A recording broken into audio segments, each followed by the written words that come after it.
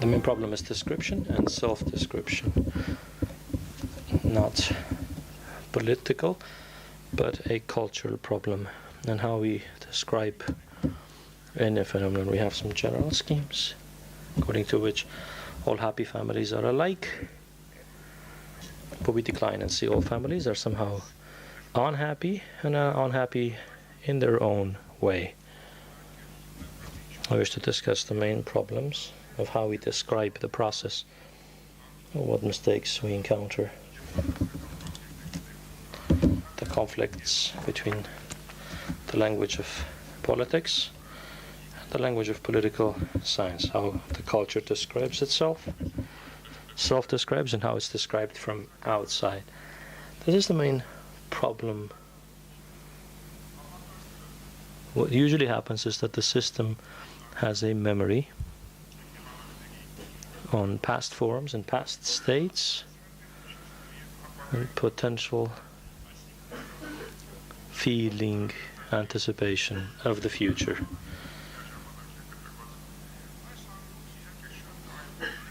It's very important to see how self-description of the culture occurs, how it adds a layer of self-organization, but this description, of course, is not consistent with the reality. We may even see somewhat of a clash. I wish to see then, subsequently, in the post-Soviet societies, how their description is based on this scheme, which scientifically, of course, is wrong, because we have a model, a mold, that is the a priori mold, whereby society should move from point A to point B. It's outlined in a certain theory. It was communism before the 19th century, and more concrete here, the third wave theory of Huntington, which subsequently, according to the existing descriptions, is justified based on the mold that we know. So 3 concepts and a transition. We're all in a transition period. It's used by the politicians.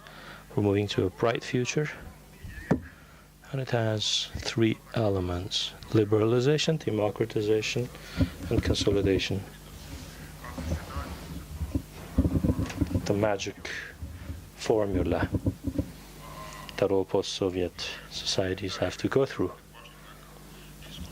It's in the official discourse, because any political force says where it's going, it points at the bright future. It's been not working well, so an emerging hybrid regime and the concept of a revolution in recent times, and how we understand it and how justified it is in the case of Armenia. All these schemes imply a certain beginning, a path, and some sort of a conclusion. Last year's conference here shows that this idea actually prevails, that this transition should somehow graduate, conclude. So it implies a dynamic transition from a Soviet communist past to an ideal state of affairs that can be found abroad, to take the place of the discredited state of communism. But generally this idea was outlined in Fukuyama's well-known paper called The End of History. Now, how is this different? It's an old archetypical model, different from the classical source. Instead of divine power on earth, a general liberal society to be created according to the Testament. The end of time, time is over. That's when the time will end. Then going back 2 centuries, the great Russian satiric history terminates its speech, and the story of one Sidi Nassim mystery stops its course. This is not only my observation, it can also be seen with many well-known authors. I use Alan Supio's idea, which shows that in today's modern society is how the transition takes place to not the new future, but a feudal system.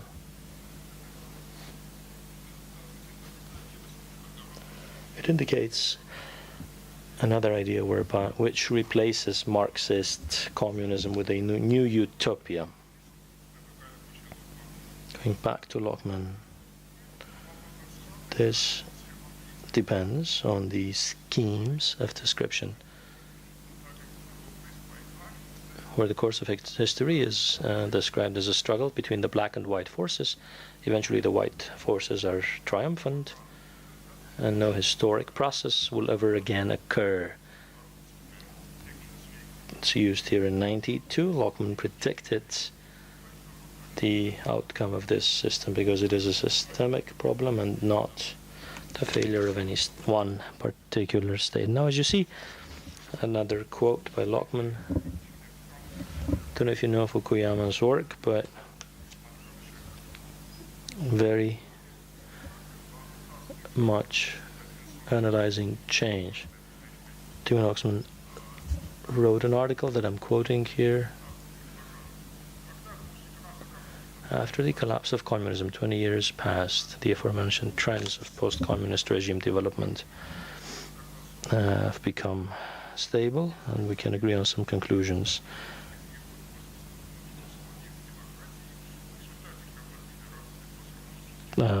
Reading the text cannot follow.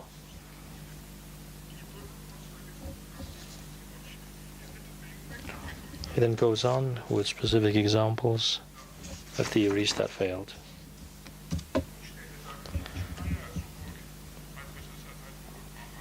Despite all these predictions failing, the paradigm is supposed to be viable. It just needs to be reformed.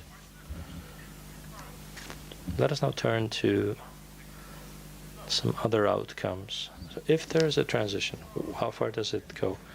Quoting Marvel's article of 2015, it's moving in very different directions. So the transition is not to democracy, but rather to a very different state, which may lead to not consolidated democracy, but rather consolidated autocracy. Armenia is here, cluster 4 examples of transformation, influenced mostly by decisions and actions of the political actors. Inability or unwillingness to look for compromise, avoid violence, fear of open political competition, fear to lose, and including property law, led to the emergence of hybrid regimes with an uncertain future. Written in 2015, but in a way typical also of the current status quo.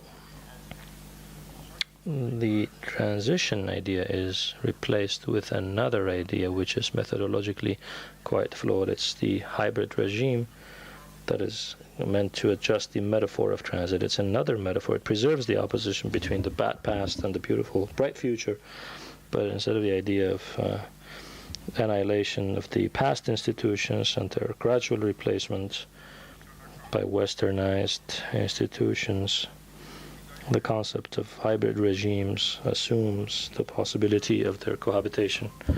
These theories thus pretend to take into account the specifics of various states and offer different models for describing the political situation, such as Estonia and Tajikistan. This is also flawed because all regimes are really authoritarian regimes. Quoting Hansen, if we say different regimes, we mean nothing. They are still authoritarian regimes. And this depends on the description. For example, if we try to describe a car as a model, using a car as a model to describe a cart, we will inevitably be describing the cart as a hybrid car. But some features are, of course, alike, but the cart doesn't become a car. Hansen uses roughly the same example. Playing dog would have been classified as a hybrid dog. If it's playing with thread because it's a hybrid dog, something between a dog and a cat because no one knows what evolution will lead to. So if in an authoritarian system there is a free press, it doesn't make it a hybrid regime.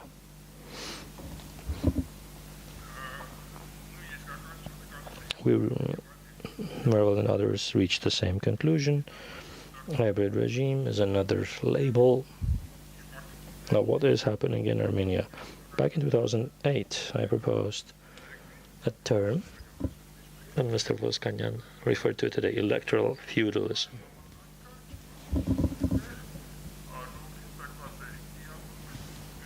Which is where people are given the right to choose their feudals. And in the Middle Ages, it could be found in Russia, in the Venice Republic, in others, where there is some sort of a coexistence between the oligarchic system and the system of elections.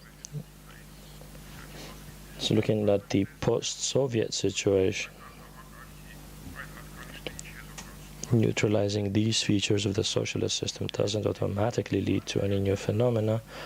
It revives the old ones. We will come back to Armenia later, but this transition to feudalism is typical of not only post-Soviet countries, but also Western democracies. So I skip Armenia, and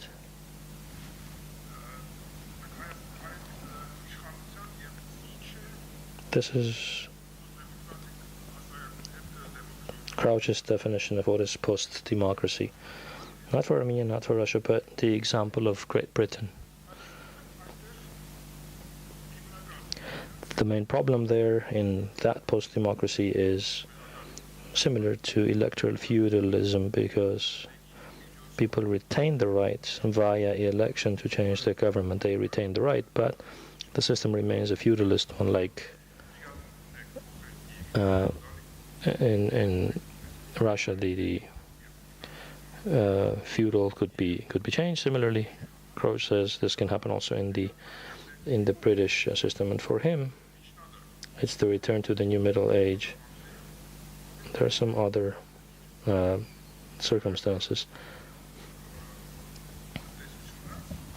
The market economy, in case of globalization.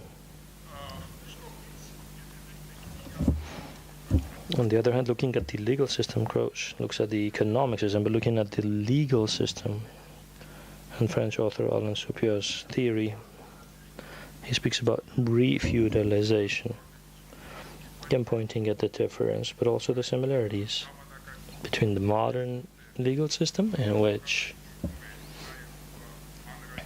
the public domain is also privatized, and we talk about democracy on non-democracy. Crouch says we refuse this, we reject this idea. Post-democracy is a much more complex idea that includes also democratic elements, but it's no longer democracy. It's more of a feudal system in disguise, he says. Neo-feudalism is then Theodor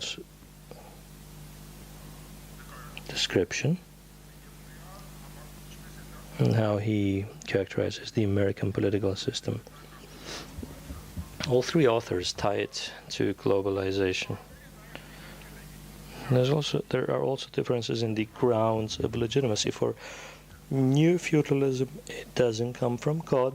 It's not some sort of way of legitimizing divine or God-given power, but rather and more a chain of consumption which coordinates the relationship between the societies, and it is what determines It's also defined by the international monopolies, transnational monopolies. Mr. Voskanyan spoke about contractualism in his idea. For Supio, that's a feature of feudalization. We see a vassalage relationship, which in the Western tradition is formulated in legal contract. This is the main structure or foundation of these new societies. And the next feature, Mr. Voskanyan, you recalled Mabel Sargsyan's criminal oligarchic system, from a strong authoritarian one to a criminal oligarchic system in European terms. We could characterize it as a transition from the sovereign to the suzerain, because the sovereign rules over everyone, the suzerain, the vassal, my vassal's vassal is not my vassal. So everyone has their domain, and Supio says that there is, in a legal system, a transition from a centralized government system to the feudal system. Now, turning to the Velvet Revolution at the very end of this speech, I want to quote my good friend Mikhail Ilyin's idea, who thinks that there aren't democratic regimes, that all these regimes are authoritarian given their institutional nature. They're only different in terms of their practices, them being democratic or non-democratic. He uses the monarchies as an example. Sweden, Great Britain, Saudi Arabia, all monarchies, but different practices. So if you look at the change, what has changed? I didn't make any change yet. Of course, I would need to respond to the existing changes. I'm convinced that the legal system in Armenia remains the same. The practices only have changed. What's changed? There's now trust, confidence. It's clear, and we'll speak a lot about the existence of confidence. There's trust, faith, typical a-feudal. Elimination of taxes and penalties, which is anti-feudal in the revolution, and the revision of the classes, and a parade implying revision of the roles. That's what we're seeing, and the example is this statement by Nikol Pashinyan. There's a lack of ideology, emerges utopia. The revolution is a utopian, dream-like thing. The people of Armenia, the Armenian citizens, carried out Velvet Revolution that enhanced the boundaries of the human potential. Sounds beautiful, but utopian, of course. And this has become reality. What many people considered impossible, what was impossible is now possible. Revolutionary pathos, and we are on the path of making the impossible possible. In the Soviet era, we were born to turn fairy tales into reality. What will be the future? Main elements of the program. We're no longer feudals. So the feudal practices, the vassal paying, will be eliminated. No interest, no monthly fees on large businesses. How much paid to the Prime Minister? 0, 0, 0. So I agree with Professor Arishan. This was not a revolution, it was an uprising, a victorious uprising, which eliminated the old taxes and duties. And it's not new to Armenia. In these utopian dreams were also brought up by Ser Sargsyan, but people didn't believe him, so nobody read his campaign program. He said, in safe Armenia, each one of us must be able to accomplish our dreams, achieve our personal, family, and national objectives, and leave in the past the faulty practices, the class of the privileged, the monopolies. And this quote could easily belong to the current Prime Minister. This is my final one before I conclude. Much has already been said. I just need to read more carefully. According to Croce, democratization and democratic elements, either in the beginning or in case of a crisis of the regime. So if the regime is more consolidated, if it's on its feet, you need to expect, I wouldn't say for sure, it's an assumption. So in this case, it's from a different field. The price paid for Utopia is discovered only at a subsequent stage. Stephen Hansen, and then the final one. Despite Fukuyama's theory, biological and social evolution have not fully stopped. The process will evolve according to its logic and the theory of choice, a theory of selection, any classical theory. We cannot avoid these patterns. The turbulence, which is still possible, we need to be ready. I'm not pessimistic, I'm just precautionary. As the classic says, it's certainly coming, and if we turn a blind eye to all of it, we will again encounter serious problems. As written by Charens, Armenia's uncertain escort in the boulevards of history, optimistic were the crowds who were crazy moving to the sun.